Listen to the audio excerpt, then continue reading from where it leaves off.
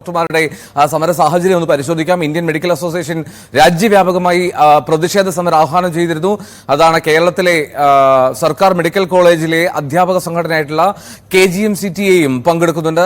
അവശ്യ സർവീസുകൾ ഒഴികെ OP ഉൾപ്പെടെയുള്ള മറ്റ് ദൈനംദിന പ്രവർത്തനങ്ങളിൽ നിന്നും ഡോക്ടർമാർ വിട്ടുനിൽക്കുകയാണ്. തിരുവനന്തപുരത്ത് VV വിനോദാണ് ചേരുന്നത്. വിനോദ്, കാര്യമായി തന്നെ ഈ ഡോക്ടർമാരുടെ സമരം അത് ബാധിച്ചു തുടങ്ങിയ ആശുപത്രികളിൽ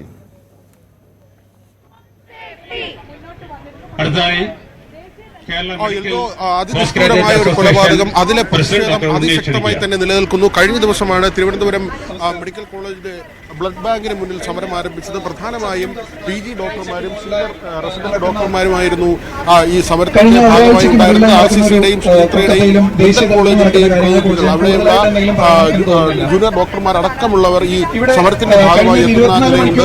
അതോടൊപ്പം തന്നെയാണ് ഈ സമരം ആശുപത്രികളുടെ പ്രവർത്തനം, അതായത് OPയും വാർഡുകളിലും സേവനം, അത് ഡോക്ടർമാരുടെ സീനിയർ റെസിഡന്റ് ഡോക്ടർമാരുണ്ട്, അതോടൊപ്പം തന്നെ PG ഡോക്ടർമാരുണ്ട്. ഇവരെല്ലാം തന്നെ അതിൽ നിന്ന് വിട്ടുനിന്നുകൊണ്ട് തന്നെയാണ് ഏറ്റവും ഒരു ശക്തമായ ഒരു സമര പരിപാടി എന്ന നിലയിലേക്ക് ഈ പ്രതിഷേധവുമായി മുന്നോട്ട് പോകുന്നത്.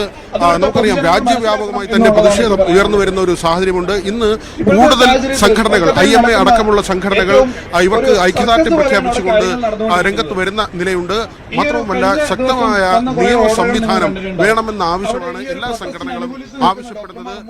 നേരത്തെ തന്നെ കേന്ദ്ര സർക്കാർ 2019 ഈ ആശുപത്രികളുടെ സുരക്ഷ സംബന്ധിച്ചുള്ള നിയമവുമായി ബന്ധപ്പെട്ട ചർച്ചകൾ ആരംഭിച്ചിരുന്നു. പക്ഷേ ഇതുവരെയും അത്തരമൊരു നിയമം യാഥാർത്ഥ്യമായി വന്നിട്ടില്ല.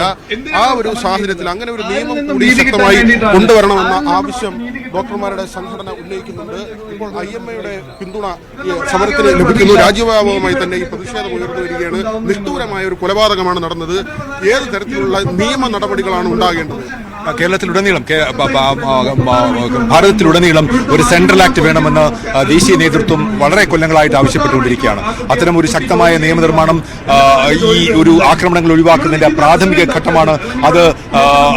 അതൊരു നിയമം എത്രയും പെട്ടെന്ന് ഉണ്ടാകണം. എപ്പിഡമിക്കിന് കോവിഡിന്റെ സമയത്ത് മാത്രം അത്തരം ഒരു ശക്തമായ ആക്ട് ഉണ്ടായിരുന്നു. അതിനുശേഷം ആ ആക്ട് പാർലമെന്റിൽ വെക്കുകയും പിന്നീട് അത് പിന്തള്ളപ്പെടുകയും ചെയ്യുണ്ടായി.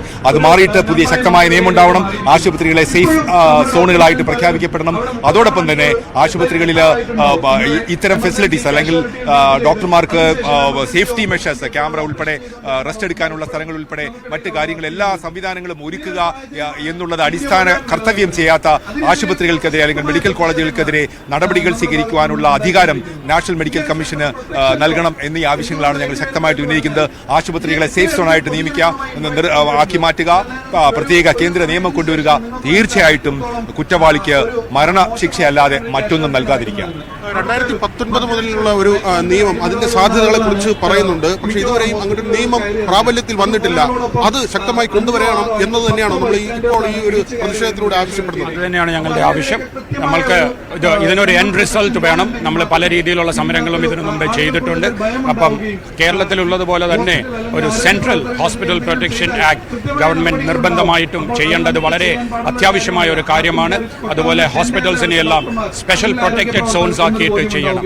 അതേപോലെ നാഷണൽ മെഡിക്കൽ കമ്മീഷൻ അവരുടെ മാനദണ്ഡങ്ങളിൽ തീർച്ചയായിട്ടും സെക്യൂരിറ്റി ഓഡിറ്റും സെക്യൂരിറ്റി മെഷേഴ്സും സ്റ്റിപ്പുലേറ്റ് ചെയ്തിട്ട് അത് നടപ്പാക്കാത്ത മെഡിക്കൽ കോളേജസിന്റെ അനുമതി നിഷേധിക്കുകയും വേണം എന്നുള്ളതാണ് ഞങ്ങളുടെ ആവശ്യം. സാർ, അങ്ങ് വളരെ സീനിയർ ആയിട്ടുള്ള ഒരു ഡോക്ടറാണ്. വളരെയധികം മാനസികമായ പ്രയാസം ഉണ്ടാക്കുന്ന ഒരു ഘട്ടത്തിലൂടെയാണല്ലോ കടന്നു പോകുന്നത്. രോഗിയെ ചികിത്സിച്ചുകൊണ്ടിരിക്കുന്ന സമയത്ത് നമുക്ക് ഇങ്ങനെ തെരുവിൽ ഇറങ്ങേണ്ട ഒരു സാഹചര്യം ഉണ്ടായത് വളരെയേറെ, സീനിയർ ഡോക്ടർ എന്നുള്ളത് വളരെയേറെ ഖേദമുണ്ട്.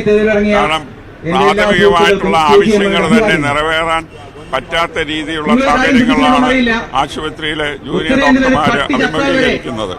അതിനെതിരെ പ്രൊട്ടസ്റ്റ് ചെയ്ത് കഴിഞ്ഞാൽ അവരെ ഉപദ്രവിക്കുകയും പീഡിപ്പിക്കുകയും ചെയ്യുന്ന ഒരു സാഹചര്യം ഒരു സ്വതന്ത്ര ഭാരതത്തിൽ നടക്കുന്നു എന്നുള്ളത് തന്നെ ഖേദകരമായിട്ടുള്ള കാര്യമാണ്.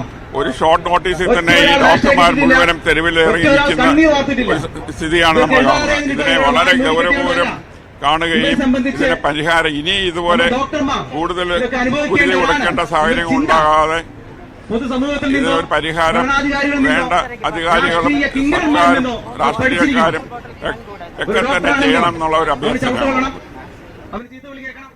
ഡോക്ടർ ജയകൃഷ്ണൻ വളരെ ഖേദകരമായ ഒരു സംഗതിയാണ്. കാരണം നമുക്ക് വന്ദനാദാസിന്റെ ഓർമ്മ അതുപോലെ സമാനമായ നിഷ്ഠൂരമായ ഒരു ബലാത്സംഗത്തിനിരയായി ഒരു ഡോക്ടർ കൊല്ലപ്പെടുക എന്ന ഒരു സാഹചര്യം ഡോക്ടർമാരുടെ പ്രതിഷേധം തെരുവിലേക്ക് എത്തുമ്പോൾ ശക്തമായ നിയമ നടപടികൾ അത് പ്രാബല്യത്തിൽ വരണം എന്ന് തന്നെയാണ് ആവശ്യമായി മുന്നോട്ട് വയ്ക്കുന്നത്. ആക്ച്വലി ഇവിടെ രണ്ട് കാര്യങ്ങളാണുള്ളത്. ഒന്ന്, ഒരു ഡോക്ടറുടെ ഉപരി നമ്മുടെ നാട്ടിലെ ഒരു സഹോദരിയാണ് മരണപ്പെട്ടത്.